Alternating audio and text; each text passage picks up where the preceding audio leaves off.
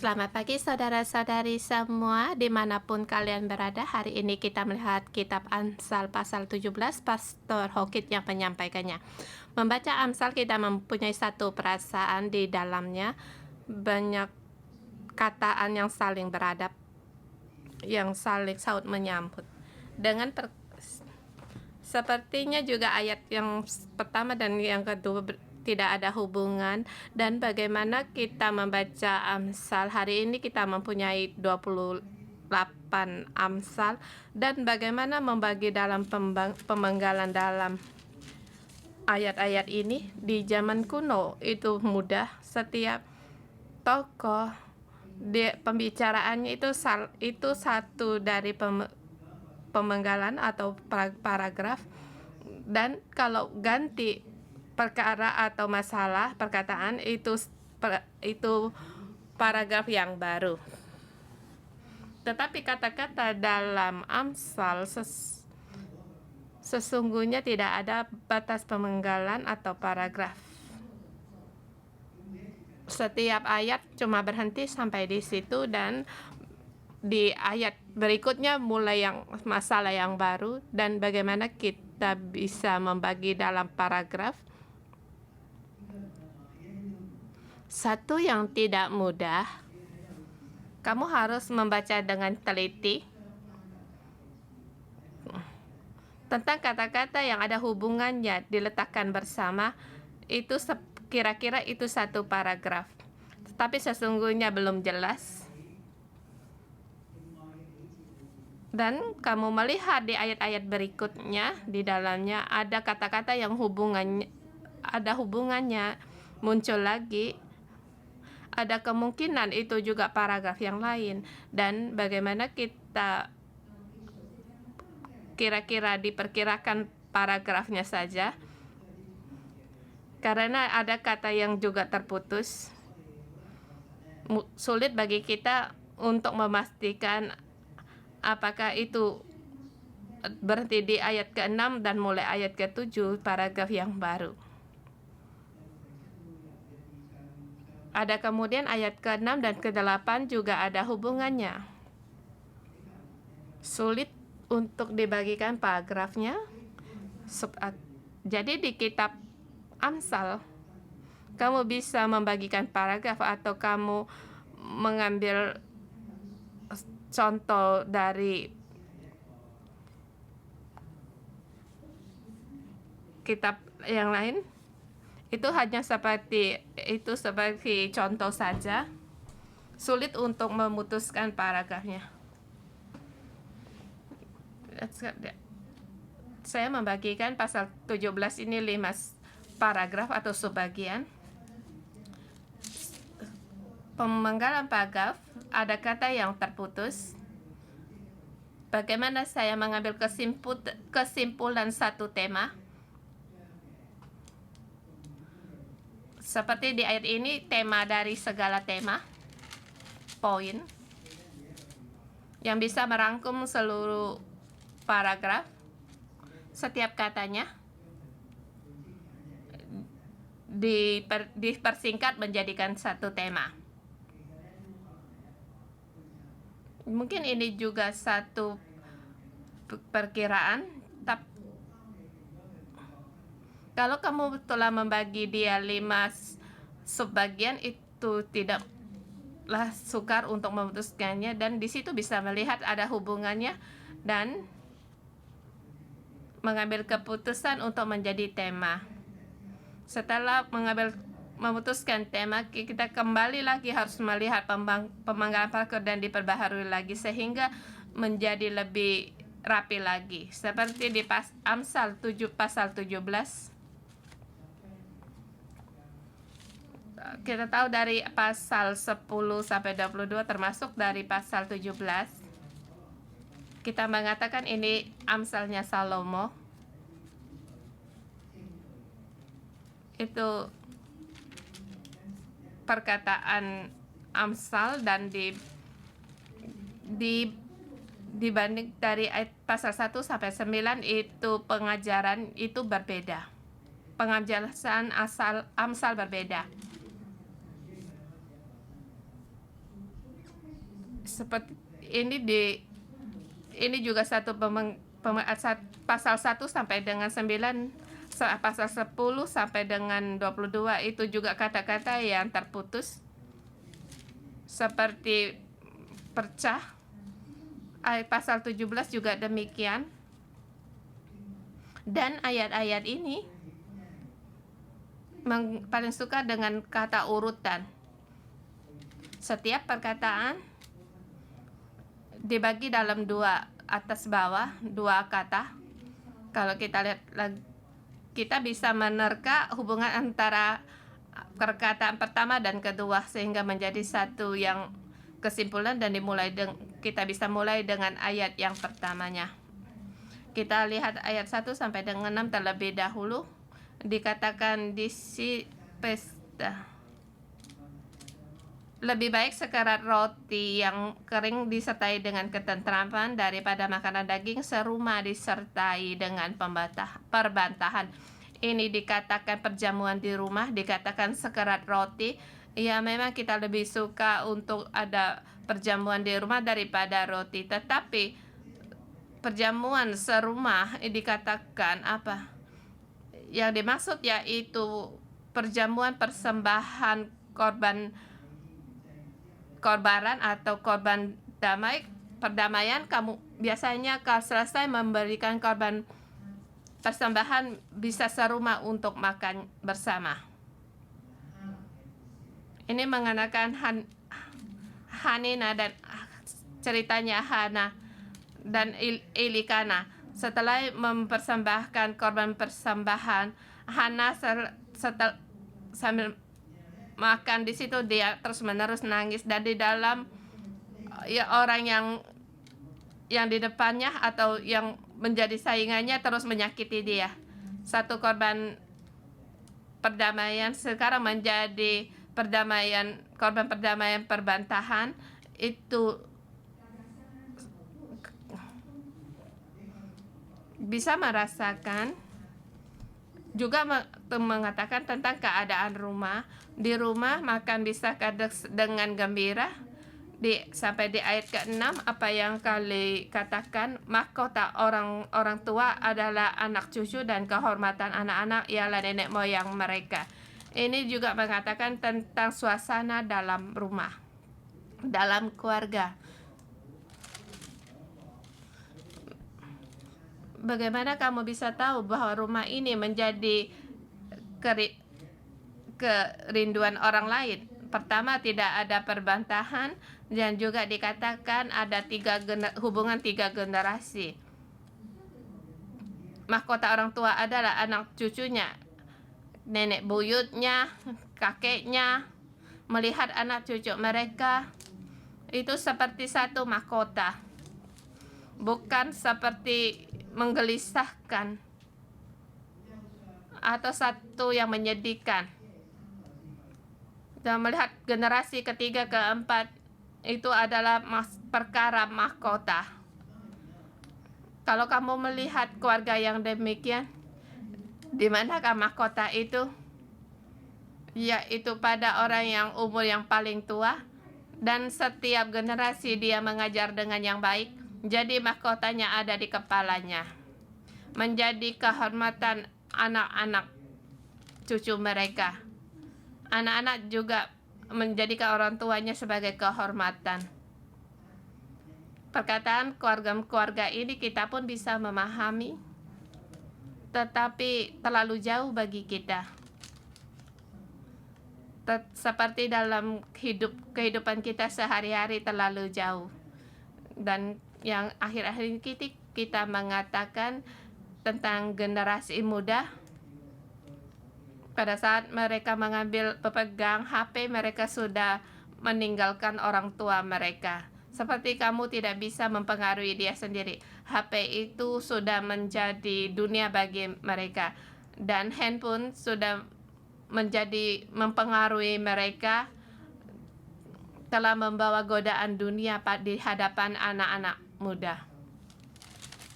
Di ayat kedua dikatakan budak yang berakal budi akan berkuasa atas anak-anak yang membuat malu. Budak yang berakal budi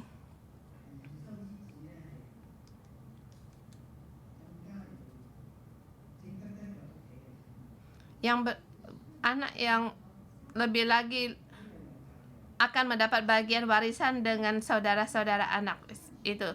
Dia punya orang yang berakal dan bisa mengambil setiap keputusan. Mungkin dia lebih baik dari anakmu. Jadi mengapa di sini anak yang membuat malu?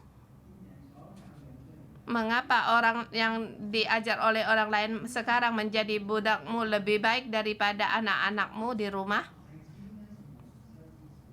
Anak berapa yang bisa membuat malu? Ini bagi kita orang tua. Bagaimana karena kita yang mengajar kita menjadikan dia demikian. Kita terus mengajar kita terus berbentrokan sehingga membuat dia menjadi anak-anak yang memalukan. Mungkin juga kita masa hidup kita dewasa juga demikian. Kita hanya peduli akan perasaan kita, hanya tahu apa yang kita mau. Kita sesungguhnya tidak peduli sama orang tua, dan orang tua kita anggap sebagai budak, dan kita bagaimana menjadi orang tua, kita terus mengajar anak kita apa yang mereka perlukan. Dia seperti Tuhan kita, apa yang dia perlu kita berikan pada dia. Mungkin kita berkata di pendidikan sekolah dasar kelas 3, kelas 4 baru beli dia handphone, tetapi sesungguhnya saya melihat banyak sekali orang tua menggunakan HP menjadikan baby sister untuk anak-anak mereka. Kamu lihat pada waktu dia makan, pada saat orang dewasa ingin melakukan untuk bekerja, dulu kita menggunakan televisi beri dia lihat film karton, tetapi sekarang kamu lihat anak-anak kecil sudah melihat handphone. Kalau mereka tidak dikasih, mereka akan nangis. Jadi mengapa mereka menjadi anak yang membuat malu? Karena itu perbuatan kita sendiri yang memelihara dia seperti demikian. Ini hanya masa dari anak kecil. Kalau kita pikirkan di masa generasi muda, kalau kita pikirkan bagaimana mereka juga keluar masa mereka untuk bekerja. Apakah mereka sekarang bisa menggunakan kehormatan nenek buyutnya, kakeknya sebagai kehormatan bagi mereka? Apakah anak-anak sekarang bisa menjadi kehormatan bagi terhadap orang tuanya?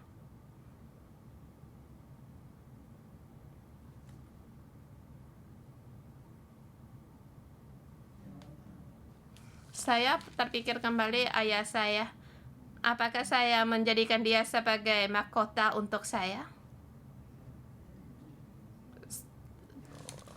Sesungguhnya waktu yang panjang saya pun merasa susah. Apakah saya juga anak yang membuat malu? Di masyarakat di luar orang memang sepertinya tidak. Tetapi apakah saya ada berontak sama orang tua saya? Sesungguhnya saya tidak berontak kepada ayah saya, tetapi saya tidak peduli sama dia. Saya tidak mau untuk mencari dia berbicara. Saya merasa dia tidak mengenal dirinya sendiri. Waktu pertama saya yang memeluk ayah saya, bukan ayah saya memeluk saya. Dia seluruhnya seorang yang seperti kaku. Ini gambaran yang saya ingat. Tetapi pada saya berkata demikian, apakah saya perlu cari Tuhan untuk berbelas kasihan kepada saya, agar saya bisa dengan hati yang lemah lembut terhadap orang ayah saya. Dia bisa membawa kami makan yang enak-enak. Dan ayah saya suka melihat film barat. Di zaman itu setiap orang melihat opera, tetapi ayah saya melihat film teater.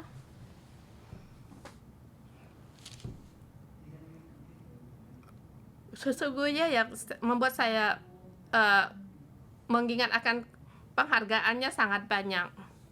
Tapi saya memikir kembali hubungan saya dengan dia, saya seperti anak yang malu, yang membuat malu. Ini bukan hanya generasi yang sekarang saja, tetapi di sini di ayat ke-6 dikatakan mahkota orang-orang tua adalah anak cucu. Itu mengatakan tentang generasi kedua, ketiga. Bagaimana kita terhadap generasi kita di atas kita, itu juga mengatakan tentang kita, generasi kita sesudah kita. Bagaimana mereka terhadap kita, itu menunjukkan bagaimana kita terhadap generasi di atas kita.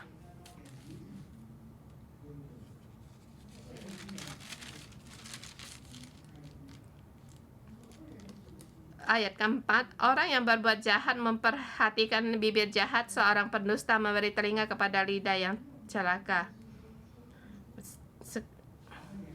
Sekarang kita katakan yang menerima kelereng, orang yang menerima kelereng pasti akan mental. Maka di situ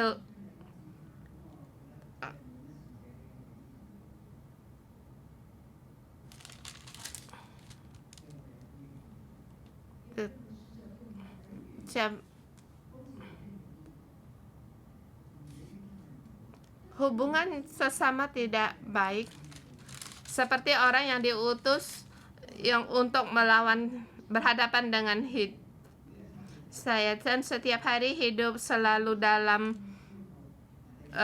bertengkar atau bentrokan.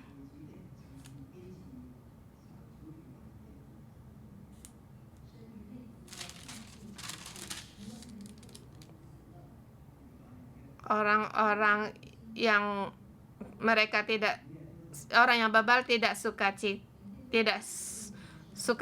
mereka selalu dengan musuh mereka hidup, seperti hubungan dengan seorang ayah. Boleh dikatakan juga hubungan suami istri. Terus dalam pemberontakannya demikian. Dan bagaimana dengan orang bebal? Itu adalah karena perbuatan kita sendiri. Mengapa mereka bisa bebal? Karena hubungan mereka juga, suami istri mereka juga bebal. Semua keras hati, sering bertengkar. Dan bagaimana dengan anak-anak mereka? Juga mereka juga sama akan menjadi orang yang bebal. Ayah berkata, ibu tidak mau dengar. Ibu yang berbicara, ayah tidak mau dengar.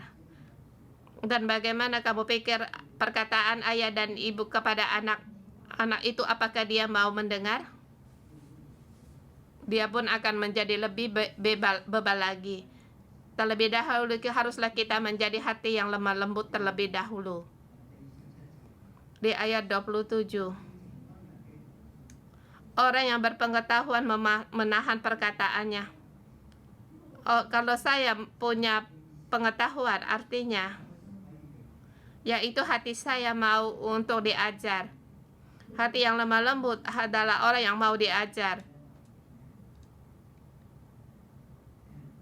Bukan seperti perkataan orang lain tidak bisa mendengar, merasa tidak suka. Karena keegoisan saya lebih besar. Baik itu perkataan baik atau jahat, semuanya itu, yang jawaban saya bukan demikian. Saya bukan demikian. Semua telah ditolak. Satu penolakan. Bukan berkata kamu telah berkata salah kepada saya dan melihat salah tentang saya, tetapi itu seperti kata-kata perkataan yang biasa di mulut. Adakah kamu menemukan orang setiap perkataan, bukan demikian, oh bukan demikian, seperti seluruh dunia orang tidak tahu akan dia. Sepertinya orang selalu menghukum dia dengan yang salah. Jadi selalu menolak. Satu seperti kelereng yang terus mental sana mental sini. Bagaimana kita menjadi orang yang mau mendengar? Yaitu hati kita harus lemah lembut. Kita set di 24. Pandangan orang pengertian tertuju pada hikmat, tetapi mata orang bebal melayang sampai ke ujung bumi. Mengapa dikatakan orang berpengertian? Artinya yaitu bisa memisahkan, bukan memisahkan mana yang baik atau yang jahat. Atau kita melihat ada seorang yang punya kebiasaan untuk bertanya kepada nabi, seperti orang yang meramal nasib. Hari ini dia baru bertanya dan minggu depannya dia akan mencari nabi. Saya ingat seorang raja bernama Sidikia. Dia punya nabi bernama Yeremia. Yeremia di penjara oleh Zedekia. Pada saat itu Zedekia dia dikepung oleh tentara Babel. Yeremia menyuruh dia untuk menyerah, tetapi Zedekia banyak ketakutan. Dia tidak mau dengar. Akhirnya dia kedua mencari lagi Yeremia. Apakah kehendak Tuhan lagi? Hari ketiga dia kembali lagi bertanya pada Zedekia, kapan kita mendapatkan pertolongan? Jawaban Yeremia sangat gampang, asal kamu menyerah saja. Jadi apa yang saya maksud orang yang punya berpengertian, orang yang terlalu kuat, mereka tidak bisa untuk membuat pengertian.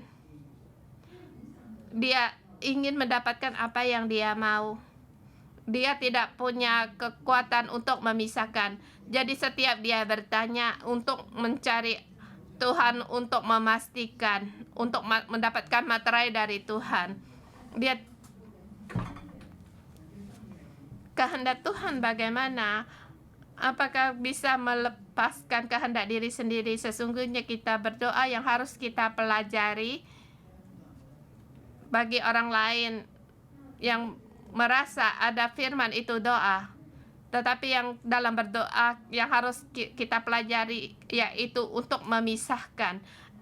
Manakah itu kehendak saya atau dan manakah ini kehendak saya sendiri? Kalau saya tidak bisa melepaskan hak saya bertanya pada Tuhan juga itu tidak ada artinya. Karena saya tidak punya hati yang lemah lembut untuk mau diajar dan sehingga bisa berjalan-jalan Tuhan. Saya hanya ingin Tuhan berjalan pada jalan saya. Saya ingin membawa Tuhan agar segala sesuatunya menyelesaikan segala sesuatunya untuk saya. Saya sesungguhnya punya kendali. Saya ingin Allah mendengar kata saya. Saya tidak bisa saya ingin menguasai Allah, mengendali Allah dan mengendali di sekitar saya. Seperti orang yang menyembah berhala, saya memberi minyak untukmu, kamu harus baik-baik, saya akan menjagamu. Jadi kita tidak bisa kekuatan untuk memisahkan mana yang penting, mana yang tidak penting. Manakah itu milik Tuhan atau itu milik saya?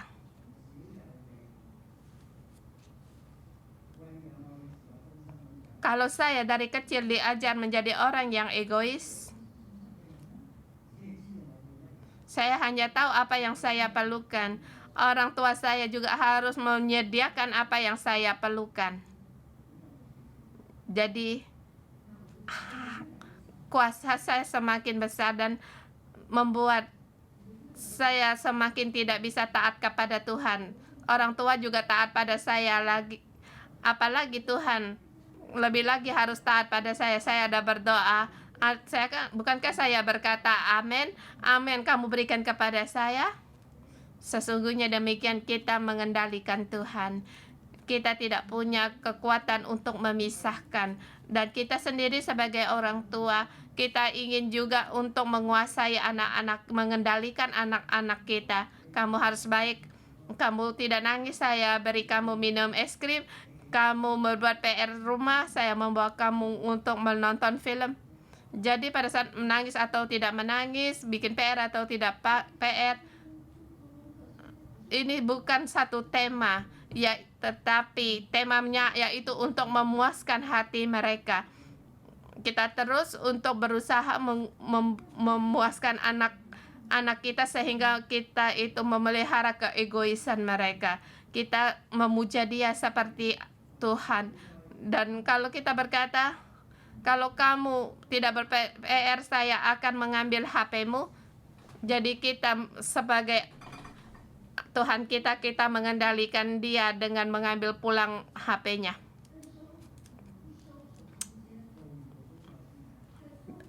Mengerjakan PR atau mau mengambil handphonenya, apakah itu bisa dirundingkan, apakah harus dengan kekuatan, apakah mau bisa menggunakan hubungan dalam perundingan, dan bagaimana dalam perkembangan anak kita ada hubungan, ada komunikasi. Bukan kita selalu dengan arah kita menekan kepada anak-anak kita. Kita pun hidup dalam keadaan demikian untuk bertumbuh dewasa, dan juga kita belajar untuk mengendalikan orang lain. Dan pengajaran ini tidak perlu menggunakan satu kursus yang tertentu.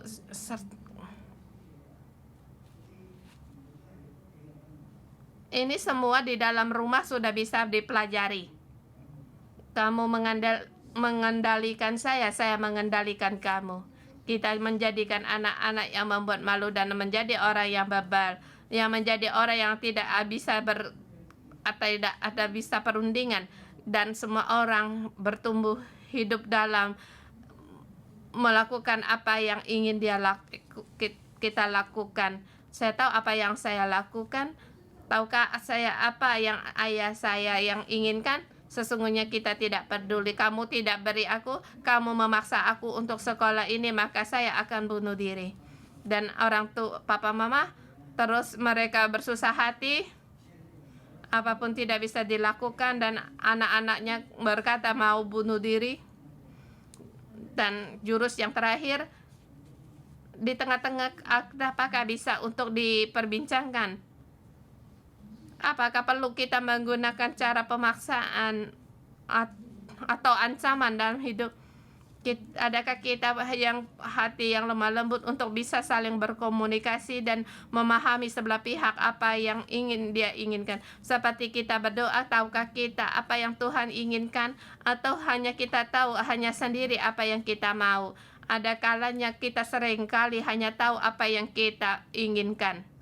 Kita tidak memikirkan kalau apa yang Tuhan inginkan. Jadi kita tidak bisa untuk memisahkan. Kita di sini mengatakan orang yang bermalu, yaitu matanya punya hikmat. Di dalam matanya dia bisa memisahkan mana yang penting dan mana yang tidak penting, mana yang seharusnya perlu dan mana yang cuma hanya tahu saja, tidak perlu diurusi. Tetapi ada kalanya kita sering karena pengertian kita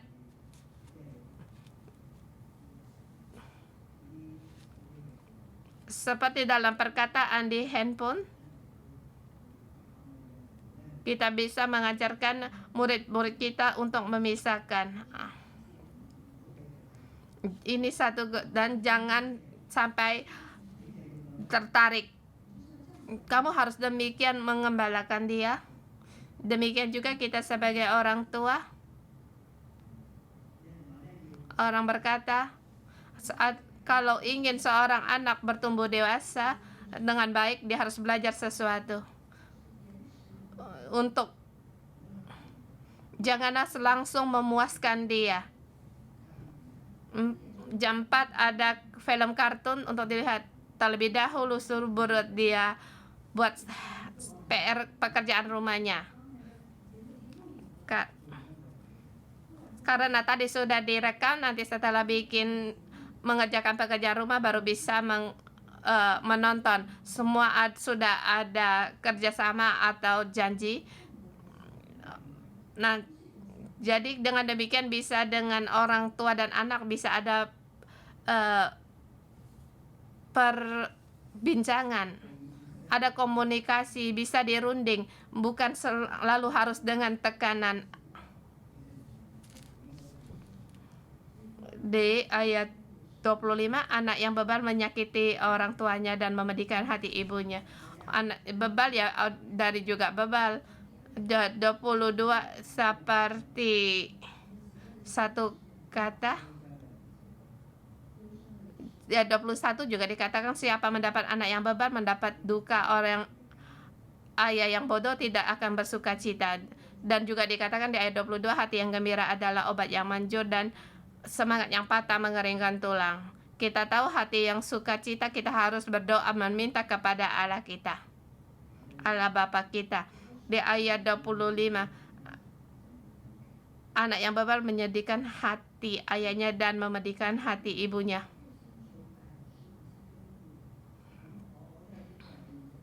Saya merasa apa yang bisa kita katakan sebagai orang tua harus mengakui sebagai orang yang bebal terhadap ayah saya. Saya bebal, saya tidak mendengar katanya, dan terhadap orang di bawah saya juga bersama untuk mengaku kesalahan saya. Saya tidak peduli akan perasaan mereka. Terhadap anak-anak saya tidak peduli akan perasaan saya. Pada saat mereka mendengar perkataan saya tidak peduli akan perasaan ayah saya. Maka mereka akan mengerti, belajar bahwa terhadap orang di atas kita ada perasaan, bukan hanya dan kepedulian, bukan hanya mementingkan diri sendiri yang ingin dia sendiri lakukan. Dan saya merasa dalam perkembangan hidup kan yang saya katakan yaitu rumah tangga, seperti tema hari ini, orang yang berhikmat memiliki keluarga yang kemuliaan dalam rumah dan juga rumah yang sukacita. Satu bukanlah yang sulit. Saat di ayat 1 dan 6 itu, ayat 1 sampai 6 itu pertama, kehormatan ada pada orang tua. Mereka saling menghormati, tapi di tengah-tengahnya harus menghadapi pengujian. Ayat kelima, kue adalah untuk meleburkan perak dan perapian untuk meleburkan emas, tetapi Tuhan yang menguji hati. Lewat anak-anak kita, lewat anak cucu kita, lewat orang tua kita, pada saat kita merenungkan kembali bagaimana hubungan kita dengan anak kita, bagaimana hubungan kita dengan orang tua kita, sesungguhnya Allah disitulah yang menguji hati kita. Ini satu yang nyata, yang pengajaran yang kita hadapi setiap hari. Kita diuji, pengujian Tuhan yang menguji hati kita, yang lebih menguji lebih dalam lagi dari emas dan perak, lebih lagi bisa membentuk sifat kita. 7 sampai 9 itu sub yang kedua,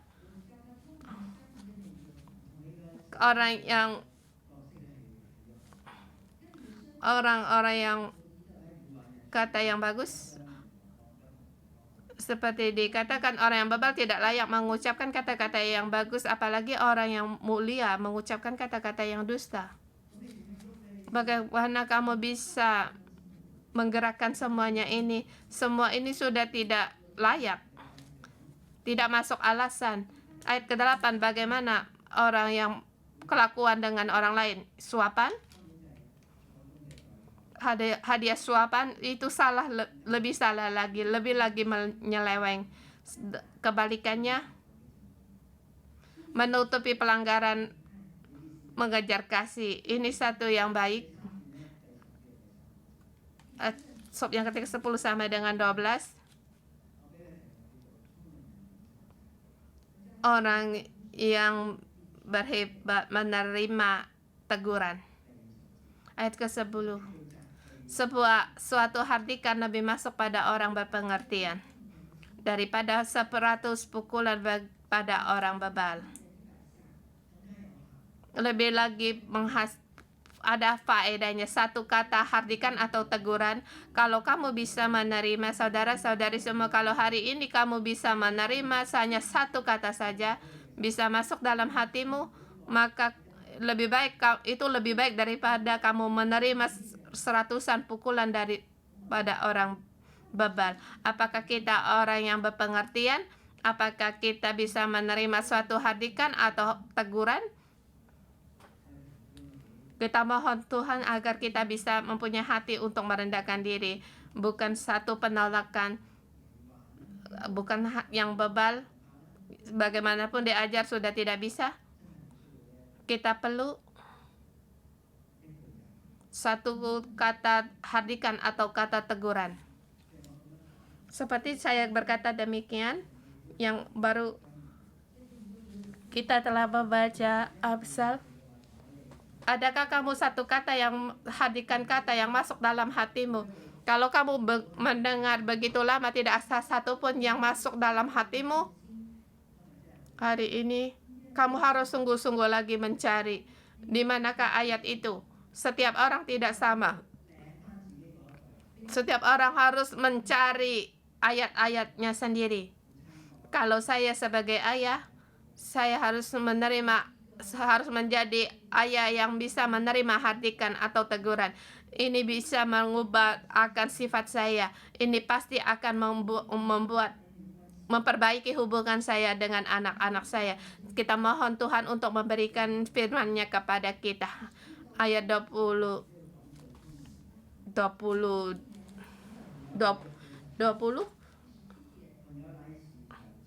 dikatakan tentang persahabatan. Ayat 17 dikatakan seorang sahabat menaruh kasih setiap waktu. Orang yang selalu bersamamu itulah sahabatmu. Tetapi manakah orang yang bisa menjadi saudara dalam kesukaranmu? Dialah yaitu sahabatmu. Dia belum tentu bisa menjadi saudaramu sekandung. Dalam kesulitan, siapa yang bisa menolongmu dalam kesukaran? Teman biasa itu tidak bisa. Orang yang menganggap kamu sebagai saudara itu yang baru bisa melakukannya. Bagi juga kita sebagai orang tua juga demikian.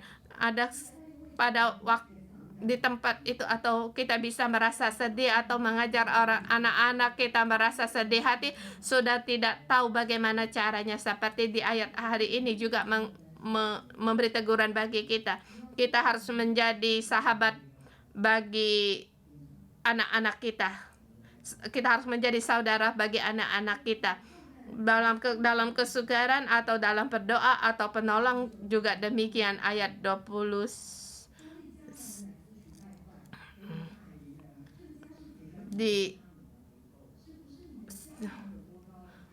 dikatakan juga siapa yang suka bertengkar suka kepada pelanggaran dan juga membawa kemehan. Siapa membawa kemehan, pintunya akan mencari kehancuran. Saya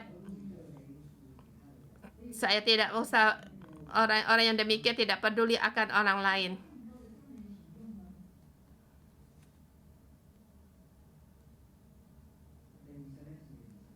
Ayat 21 sampai dengan 28. Kata-kata orang berhikmat.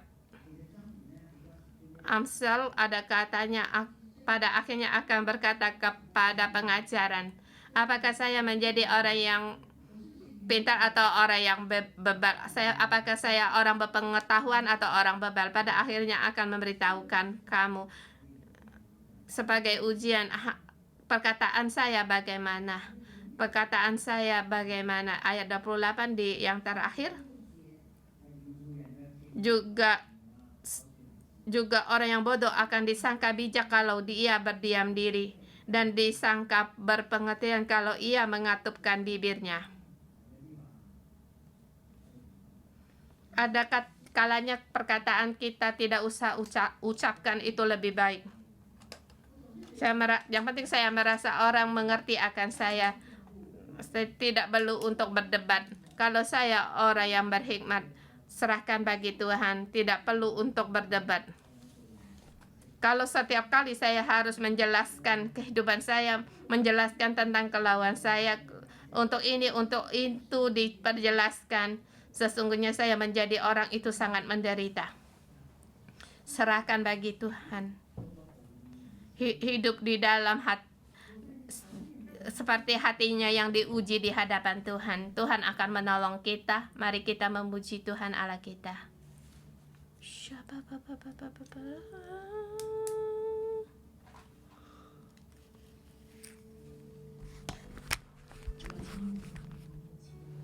Tuhan, kami datang di hadapan-Mu. Kami mau untuk merendahkan hati kami. Berilah kami jiwa yang mau diajar, hati yang mau diajar.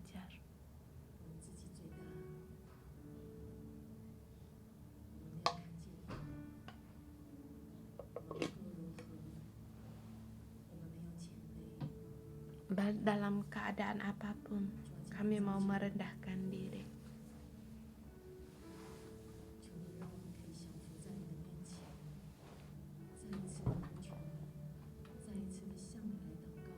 Tuhan, kami datang di hadapan-Mu. Di dalam doa kami mohon Engkau menolong kami.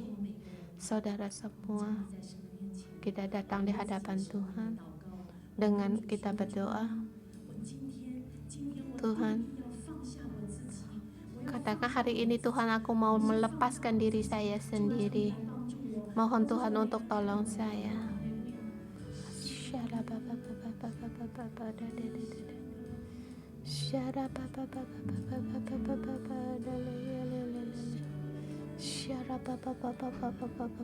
Tuhan, aku mau menjadi orang yang rendah diri. Tolonglah aku agar aku menjadi orang yang mau untuk diajar.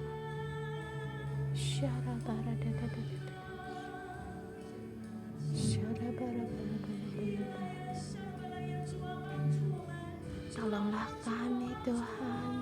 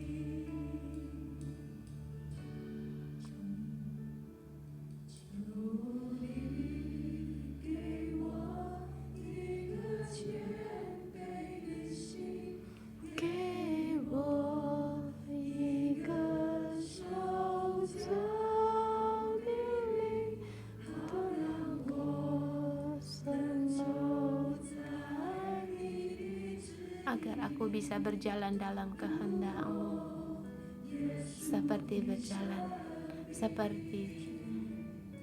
Yesus. Tuhan, berikan aku hati yang merendahkan diri. Berilah aku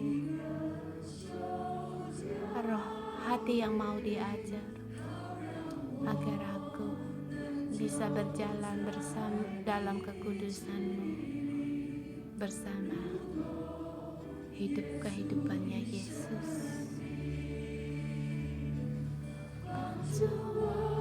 Tolonglah aku, Tuhan, lebih banyak lagi untuk berdoa. Tolonglah aku, Tuhan, lebih banyak lagi untuk percaya hanya kepadamu, hanya percaya kepadamu, lebih dalam lagi untuk takut akan Engkau. seumur hidupku untuk mengikuti Engkau.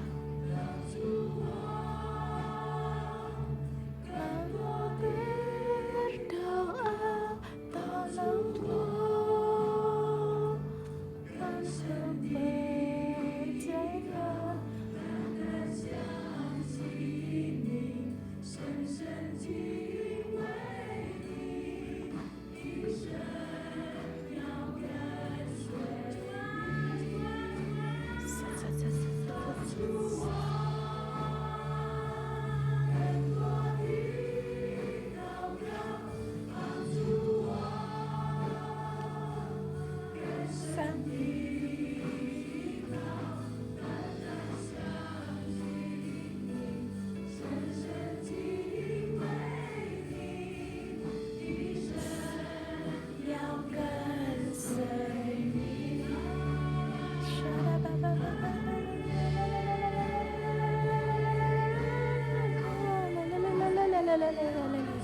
untuk percaya.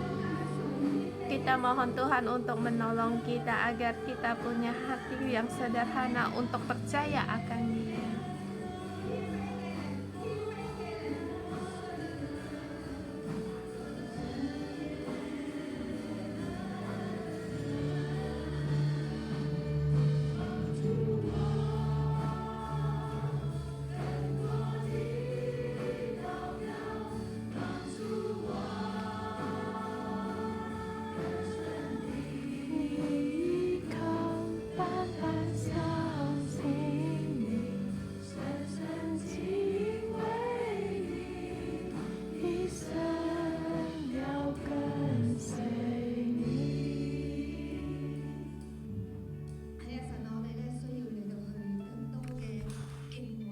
Ya Tuhan, kami perlu akan lebih banyak lagi takut akan Engkau. Pada saat kami membaca Amsal ini, berilah kami hati untuk takut akan Engkau. Setiap firman-Mu menjadikan satu dasar fondasi dalam hidup kami, sehingga kami semakin seperti Engkau. Mohon Tuhan Engkau memberikan kami hati yang merendahkan diri, yang mau diajar. Tuhan, Engkau hari ini memberikan di rumah kami bisa menjadikan orang yang diberkat, agar kami tidak menjadi orang yang anak yang membuat malu, tetapi Tuhan kami bisa menjadi orang yang bisa memberkati orang tua kami dan juga keluarga kami. Dan juga Tuhan, kami di rumah kami adalah anak-anak dari orang tua kami. Di setiap ayat hari ini ada hubungan dengan kami. Tuhan, kita sebagai anak, adakah kita memalukan orang tua kita, atau kita melawan orang tua, atau adakah kita menerima kesalahan dari orang tua kita sehingga membuat kita ada penolakan, sehingga kita tidak menghargai mereka, kita tidak menghormati mereka. Kita bersama hari ini, mari kita mengaku, mohon Tuhan untuk menolong kita, menerangi kita, agar hati kita selaras dengan Tuhan, hubungan kita dengan Tuhan. Segala sesuatu adalah hubungan kita diawali dengan hubungan kita dengan orang tua kita. Kita mohon Tuhan untuk menjamah hati kita. Mari kita bersama berdoa.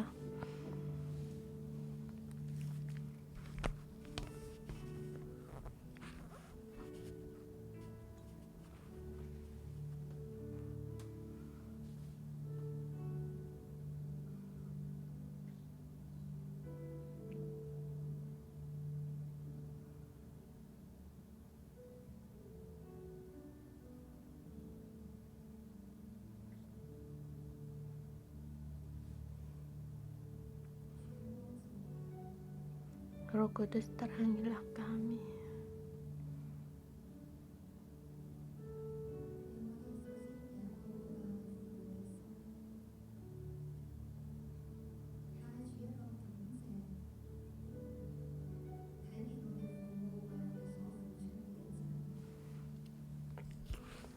Kita melihat apa yang pengorbanannya kita, agar kita bisa melihat pengorbanan orang tua kita pada kita. Mohon Tuhan untuk memperbaiki hati kita. Kita percaya kami juga Tuhan mengaku kami dengan kata-kata kami melawan pada orang tua kami. Kami ingin orang tua ingin ada hubungan dengan kami, kami merasa mereka menyusahkan saja. Dan juga saya menerima di antara saudara-saudari kita karena ada hubungan dengan keuangan menjadikan keretakan hubungan dengan orang tua. Banyak sekali perbantahan, tidak memahami, salah paham, benci. Tuhan juga ada yang dendam. Tuhan kami mengaku di antara kami, Tuhan kami juga mengaku Tuhan kami tidak menganggap orang tua kami sebagai orang tua kami, bahkan kami menganggap orang tua kami sebagai musuh. Tuhan ampunilah kami, ampunilah kesalahan kami. Tuhan, di gereja kami mendengar banyak harus menghormati orang tua, tetapi yang kami lakukan malah sebaliknya. Di dalam hati kami banyak sekali ketidakpuasan kami terhadap orang tua kami. Tuhan, ampunilah hati kami Tuhan. Kami tidak bisa untuk minta tolong kami, dan juga Tuhan ada kalanya juga kami karena menanggung beban orang tua, akhirnya kami juga menjadi kesal. Mohon Tuhan, mohon ampunilah kami tidak bisa sebagai orang tua. Kami punya pendapat sendiri, punya pikiran sendiri, dan kami mohon padamu hari ini, ampunilah kesalahan kami setiap orang, karena kami tidak semuanya untuk bisa mendengar. Mohon Tuhan, Engkau tolong kami. Tuhan, kami datang di hadapan-Mu. Kami mengapa kami tidak bisa menjadi orang tua, tidak tahu bagaimana menjadi seorang anak-anak. Di dalam kami penuh punya pendapat sendiri. Kami ingin orang tua mengikuti apa yang kami pikirkan. Bahkan di dalam kami, Tuhan, juga kami ingin Engkau mengikuti apa yang kami pikirkan. Tuhan, kami tidak bisa mendengar setiap teguran. Bahkan kami ditegur, kami melindungi sendiri, kami melawan, membela diri sendiri. Bahkan kami mengatakan, mengapa Engkau tidak tahu akan kami, tidak, baik itu orang tua, baik itu ketua sel, kami tidak bisa mendengar. Mengapa saya begitu susah hati? Mengapa kamu masih menegur saya? Tetapi sesungguhnya kami hanya adalah bagian dari anak yang membuat malu. Kami hanya ingin orang yang memuaskan hati kami. Pada saat orang tahu satu kata yang tidak suka kami dengar, kami mengingat perkataan itu sampai seumur hidup.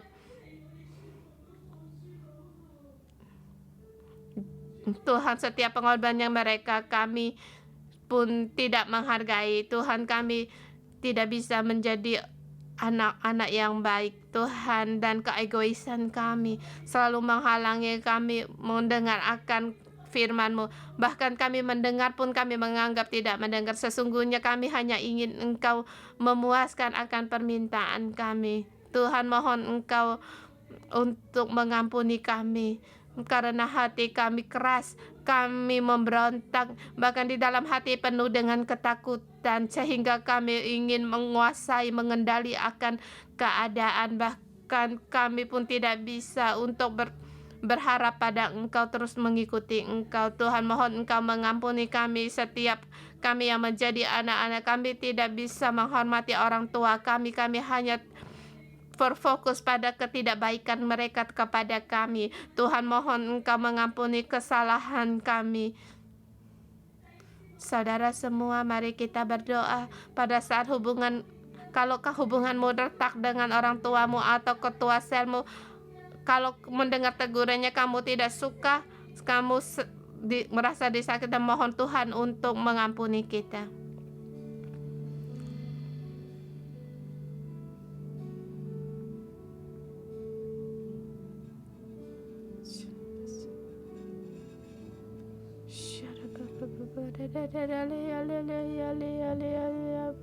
Tuhan, ampunilah aku. Tuhan, ampunilah kami, ampunilah kami sebagai anak-anak. Kami tidak bisa mendengar akan nasihat orang tua. Kami hanya mengira mereka hanya harus memuaskan kami, harus memuaskan akan keinginan kami. Mereka harus berbuat ini, berbuat itu. Kami tidak melihat bagaimana kebaikan orang tua kami terhadap kami, dan juga kami sebagai orang tua juga kami mengaku dosa. Tuhan, pada saat kami menjadi orang Kau, kami tidak bisa mengajar anak-anak kami. Tuhan, di dalam hidup kami punya anak-anak kandung kami dan juga punya anak-anak rohani kami. Kami juga orang tua yang bebal. Kami hanya mengajar anak kami membuat mereka menjadi anak yang malu. Ada banyak segala hal, kami hanya ingin memuaskan mereka. Kami hanya merasa mereka adalah milik pusaka kami dengan berbagai usaha untuk memuaskan mereka dan melakukan apa yang terbaik kepada mereka. Tetapi sesungguhnya Tuhan, kami tidak mengerti apa kehendak-Mu kepada mereka, dan juga Tuhan kehendakkan mereka sehingga menjatuhkan hidup mereka, membuat mereka tidak bebas, bahkan menjadi anak yang membuat malu. Dan juga bahkan kami juga mengajar anak-anak kami untuk tidak bermain HP, tetapi dan mengajar mereka untuk jangan berbuat itu, tetapi kami sendiri pun berbuat demikian. Tuhan, ampunilah kami tidak punya hikmat untuk mengajar anak-anak kami, sehingga kami mereka anak-anak yang tidak menghormati orang tua. Tuhan, mohon Engkau mengampuni kami. Ya Tuhan Yesus, kami sebagai orang tua, kami juga datang di hadapan-Mu. Tuhan, mohon Engkau tolonglah kami. Kami ingin agar keluarga kami bisa damai, akur dan damai, dan ingin anak-anak kami juga diberkati. Tetapi kami tidak bisa mengadakan komunikasi dengan generasi berikutnya. Kami hanya mengatakan tentang pengalaman kami, keegoisan kami, bahkan dengan penilaian harga menekan akan anak-anak kami. Tuhan, mohon Engkau mengampuni kami. Hal-hal yang tidak kami pahami, kami tambahkan menjadi beban bagi anak-anak kami. Bahkan perkataan yang kami tidak paham, kami hanya berkata kami adalah orang tuamu, kami adalah ayahmu, ambil ibu. Tetapi kami tidak mengajar mereka mengapa mereka harus mengikuti. Tuhan, ampunilah kami tidak mengajar anak kami. Tuhan, kami tidak mau menjadi anak kami sebagai menjadi orang bebal. Bahkan kami juga tidak tahu bagaimana mengajar mereka. Bahkan kami sebagai ketua sel, ada kali kami hanya berkata, kamu ikut-ikut saja, tetapi mereka tidak paham. Padahal hubungan ada masalah. Kami merasa kami sebagai pemimpin tapi kami tidak memberikan waktu untuk mereka. Tuhan, ampunilah kami sebagai orang tua yang selalu menekan, yang mengendali, dan kami sebagai orang tua yang egois. Bahkan kadang-kalanya kami anak-anak kami mengatakan kata-kata yang tidak baik. Kami tidak memberi dia untuk terus mengutarakan akan isi hati mereka. Tuhan, ampunilah kami tidak memberikan waktu untuk mereka. Kami sebagai orang tua, kami perlu akan Engkau ya Tuhan. Saya mengundang bagi yang menjadi orang tua untuk berdiri.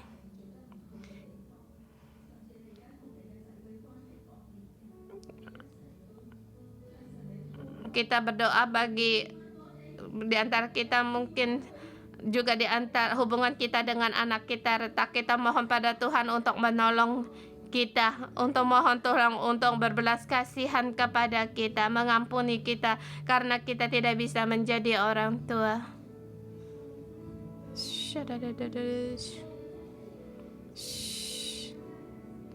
Tuhan, ampunilah kami sebagai orang tua. Kami tidak tahu bagaimana harus berjalan di hadapan Engkau. Tuhan, Engkau tahu sesungguhnya kami ingin mengasihi mereka, tetapi di dalam kami mereka telah terjerat oleh dunia ini. Bahkan kami memberi harga-harga nilai dunia ini kepada mereka. Kami tidak puas akan penampilan mereka. Kami tidak puas akan pekerjaan mereka. Tuhan, mohon Engkau mengampuni kami. Ampunilah kami Tuhan secara baru. Tuhan, tolonglah kami.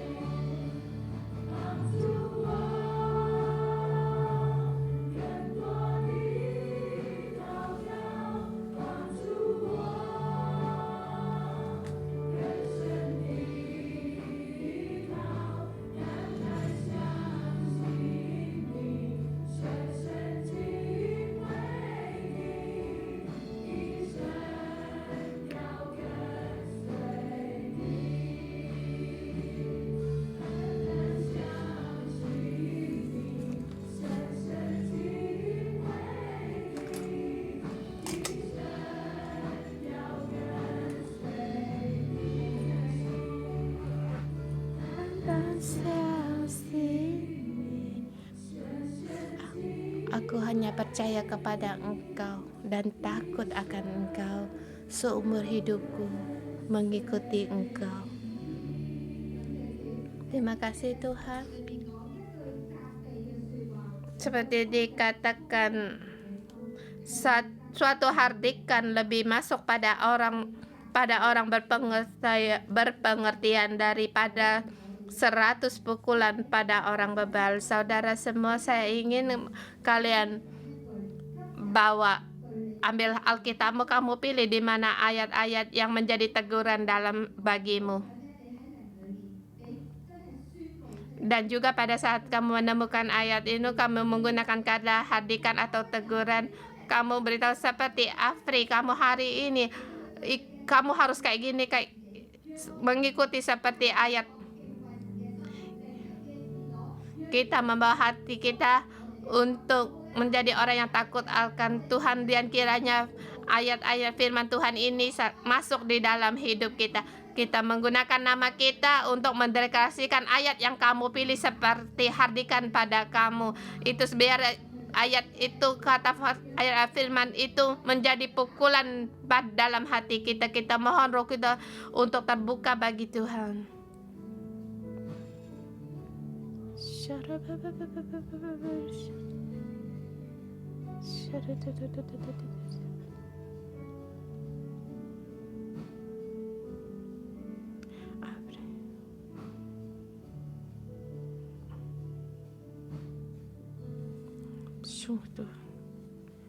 Afri, orang yang berpengetahuan menahan perkataan, orang yang berkepala dingin.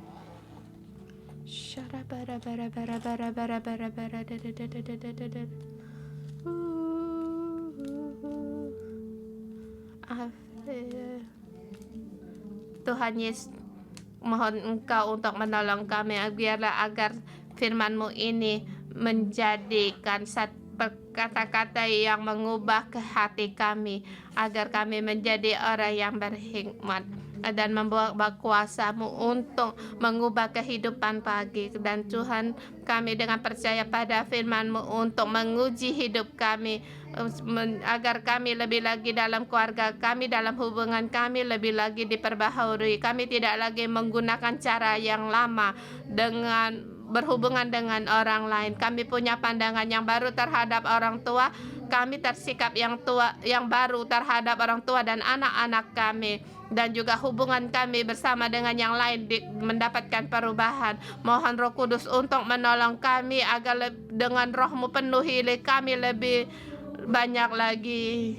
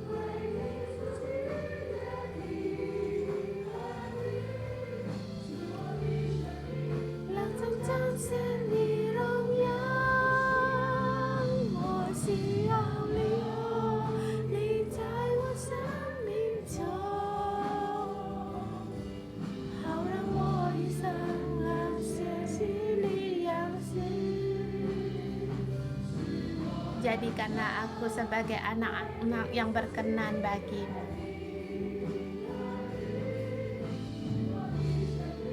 Agar hidupku menunjukkan kemuliaan-Mu.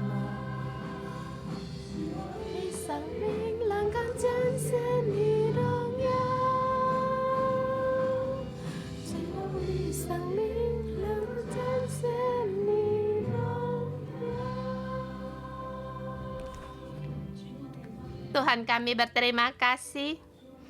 Tuhan kami sangat ingin memuliakan Engkau. Saya mengundang tanganmu untuk diletakkan di atas hatimu.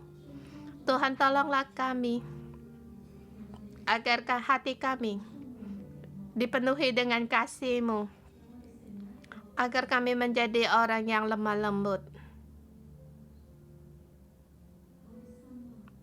Hatiku, kamu harus terima didikan. Kamu harus mendengar teguran didikan.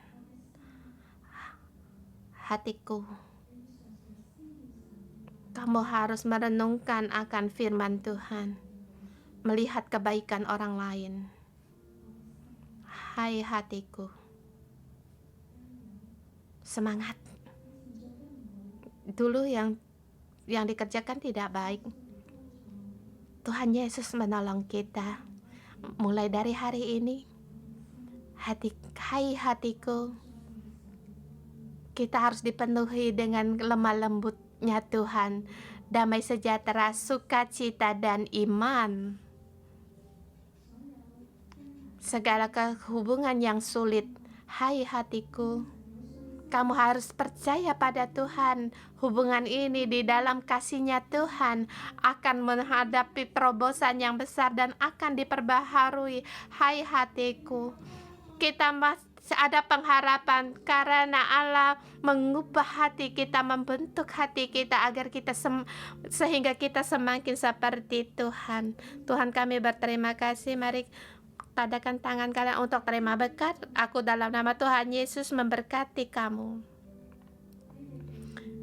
Pada saat kamu dalam pengujian, pada kamu hatimu diuji, kamu berpegang erat pada Tuhan. Dalam nama Tuhan Yesus memberkatimu. Dari dalam sanubarimu mau untuk mendengar akan pendapat orang lain. Kamu bisa menerima akan teguran didikan, bahkan kamu langsung untuk bertobat. Dan setiap mendengar firman Tuhan, kamu mengerti, memaham, dan bahkan kamu bisa memisahkan, tahu akan bagaimana bimbingan dari Tuhan. Dalam nama Tuhan Yesus, dalam apapun yang kami hadapi, ada malaikat di sekitarmu. Sebanyak sekali saudara-saudari dan seperti madu yang mengelilingimu. Bahkan memberkatimu, ada hubungan yang baik sesamamu dengan keluargamu. Hati yang gembira adalah obat yang manjur, tetapi hati yang gembira adalah obat yang manjur. Dengan sukacita Tuhan, berkat Tuhan berjalan di dalam Tuhan. Dalam nama Tuhan Yesus memberkatimu, dipenuhi dengan sukacita. Dalam nama Tuhan Yesus memberkatimu.